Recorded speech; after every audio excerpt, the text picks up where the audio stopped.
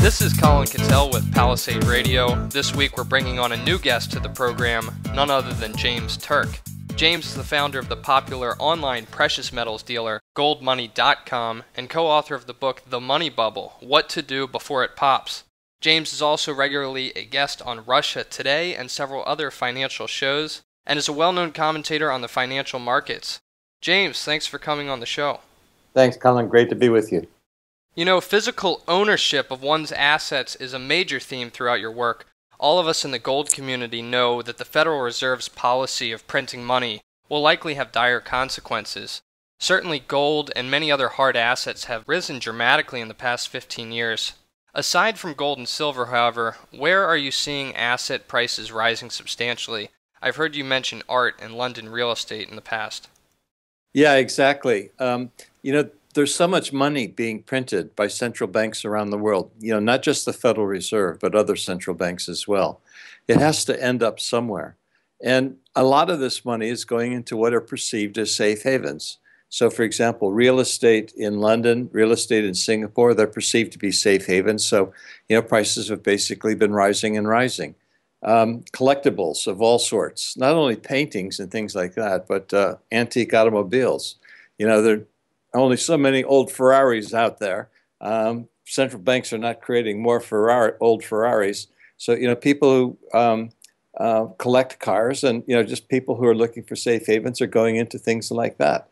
And it's what you see in the early stages of what the Austrian economists call a crack-up boom. The demand for the currency declines, and people move into things out of the currency. And what's happening here, Colin, is I think the super rich get it. They're moving out of currencies because they're not earning enough interest income in their bank account to offset the risk and going into things. Safe havens of all sorts are benefiting. It's almost as if rich people don't care if they overpay for assets because having something tangible is better than holding paper money. I just heard that in New York City, the rents on apartments are above 50% of annual income, which is at almost bubble level as far as I'm concerned. Can you touch on how assets like gold and real estate can actually become extremely overvalued in a situation where people lose faith in the government and the fiat currency?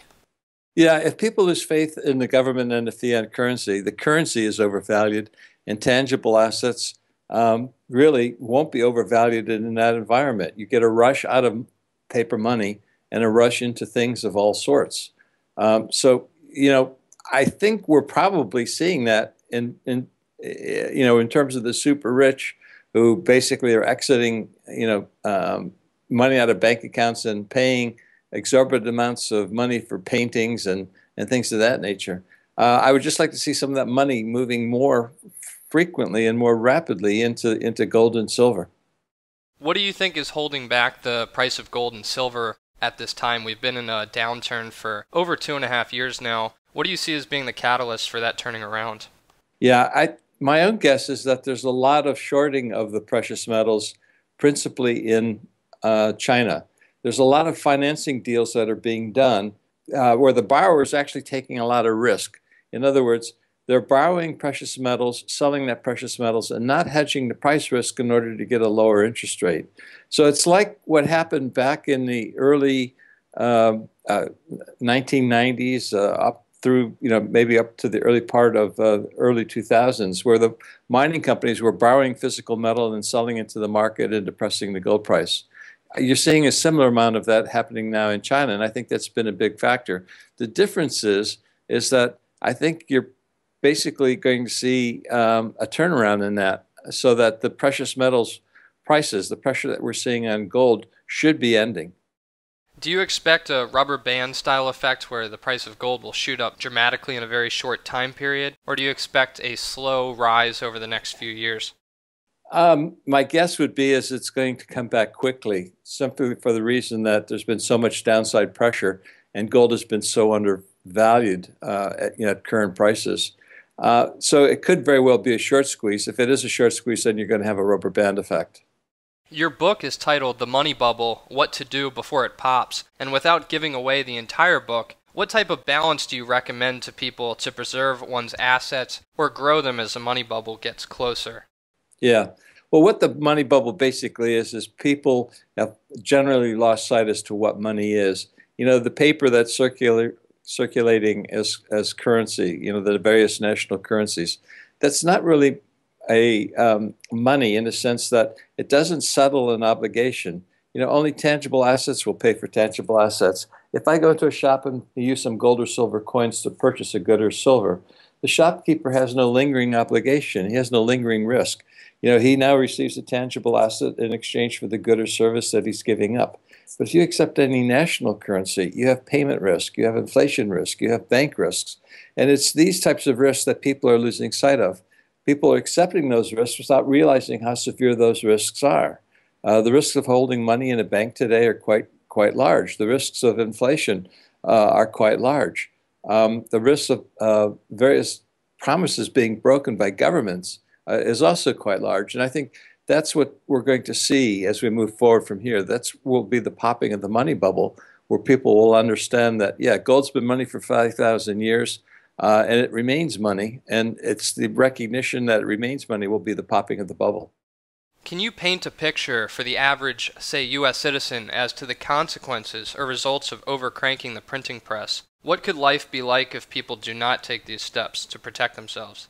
Yeah, you know, if something happens to the dollar, and you know, my first book was The Coming Collapse of the Dollar, you know, own gold instead of paper money, and that came out in 2004. You know, it's not just the U.S.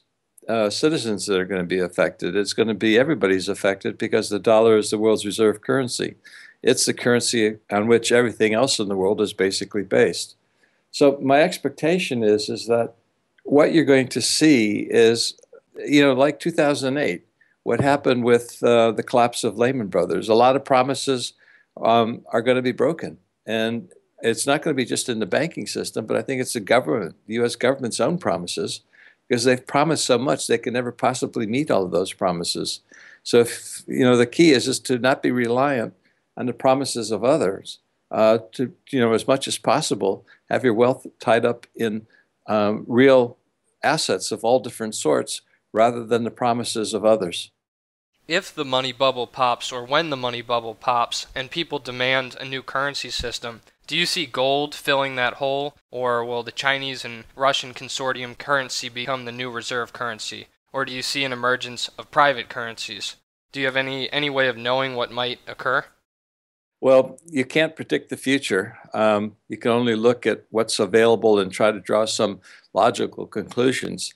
My hope is that private currencies become dominant. And you know what we're seeing today in terms of various cryptocurrencies, you know, the bitcoins of this world and things of that nature, represent an important technological breakthrough. So I think they have a role to play. But at the end of the day, I see gold really emerging as the form of money, which it's always been. It's always been the center of commerce, the center of global commerce, and it's only in the last, you know, couple of decades when, you know, people have sort of lost sight of the importance of gold. And that's what allowed the money bubble to actually grow and expand to the extent that it has. But here's the key point: the attributes that made gold as money, you know, throughout the last 5,000 years, those attributes haven't been destroyed. They haven't been lost. They've only been ignored or forgotten. And as problems with national currencies grow, people will look for alternatives, and they're going to see gold and silver as a substitute for gold. Those attributes are still there. And in an environment where people are going to be avoiding risk, gold and silver are going to do very well, in my view. You just mentioned Bitcoin. A lot of gold bugs are anti-Bitcoin, and there's almost a fight going on between Bitcoin and gold, whereas I think they should be on the same team. It sounds like you're positive about Bitcoin, though. What's your outlook on Bitcoin? Yeah, I'd like to talk more about cryptocurrencies in general rather than Bitcoin, which is just one type of cryptocurrency. But the general rule, in my view, is that cryptocurrencies bring a new technology to the table. And this technology significantly lowers the cost of global payments. And what this basically means to me is that cryptocurrencies and gold will go hand in hand. You know, gold will be the form of money in which you hold most of your liquidity, but you use some cryptocurrency to make a payment. And whether that cryptocurrency is a Bitcoin or some kind of gold currency or whatever, ultimately gold still has a role to play. The loser in a cryptocurrency environment is the banking system, which is why the banks are giving such a hard time to the technological innovators who are trying to move into the cryptocurrency area. They see it as a competitive threat, and they as a consequence, are going to make it difficult for the technology and the innovators in that technology.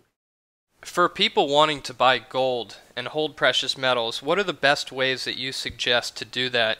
Maybe there's some balance that people should hold at home, but outside of that, should they be storing it in vaults overseas or buying shares of a publicly traded ETF? Yeah, before you buy gold, you have to ask yourself, why are you buying it? Are you buying it because you want to profit from fluctuations in the price, to be a trader, or are you buying it because it's a safe haven? If you're looking to profit from fluctuations in the price and you're a trader, that's one thing. But if you're looking for a safe haven, that's something completely different. My recommendation is forget about trading gold, be an accumulator of gold. And so I'm consequently talking about be an accumulator of physical gold, because physical gold has no counterparty risk. It's a tangible asset.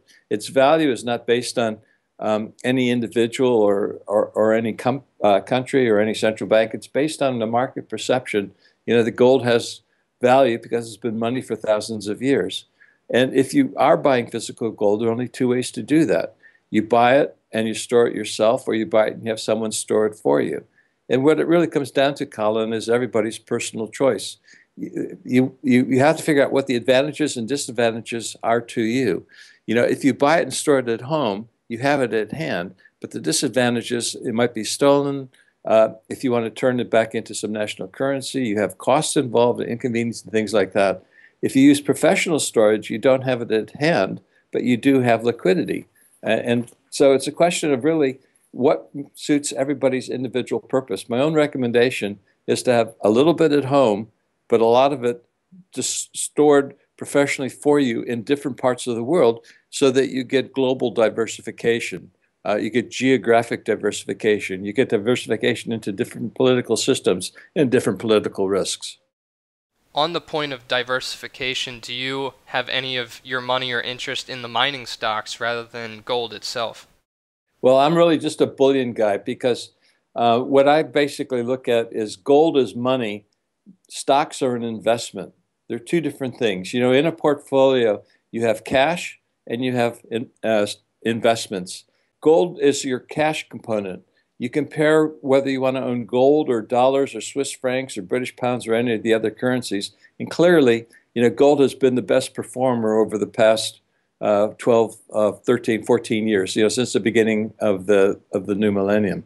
When you're looking at investments, you have some different criteria that you have to use to evaluate and judge. You have to look at the quality of the management team. You have to look at the balance sheet. You have to look at the quality of the mine.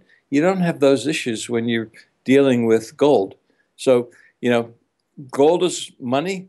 Stocks of mining companies or any other stocks, they're an investment. They're two different things. On that note, where can people go to find out more about your services? Goldmoney.com. We're available 24/7, and we are presently storing about $1.5 billion of physical precious metals for 23,000 customers located in over 100 different countries around the world. Wow, that's amazing. And what countries are your vaults in? Canada, United Kingdom, Switzerland, Hong Kong, and Singapore. Great. There you have it. Thanks so much for coming on the show, James. Thanks, Colin. It's great to be with you.